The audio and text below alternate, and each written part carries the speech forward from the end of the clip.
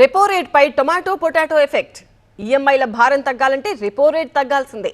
మరి ఆ repo rate ఎందుకు తగ్గట్లేదు అంటే దానికి కారణం టొమాటో పొటాటో ధరలే అంటోంది ఆర్బీఐ. అసలు ఇంతకీ రెపో రేట్ తగ్గకపోవడానికి టొమాటో పొటాటో రేట్లకి లింక్ ఏంటి?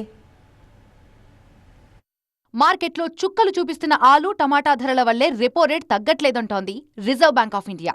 ధరల పెరుగుదల వల్ల ద్రవ్యోల్బణ ఒత్తిడి, ఆర్థిక వ్యవస్థ వృద్ధిపై అనిశ్చితి నెలకొనడంతోనే ఈసారి కూడా రెపో రేట్ తగ్గలేదంటూ తేల్చేశారు ఆర్బీఐ గవర్నర్ శక్తికాంత దాస్.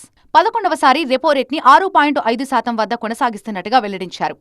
దీంతో 2023 ఫిబ్రవరి నుంచి రెపో రేటు ఎలాంటి మార్పులు లేకుండానే కంటిన్యూ అవుతోంది.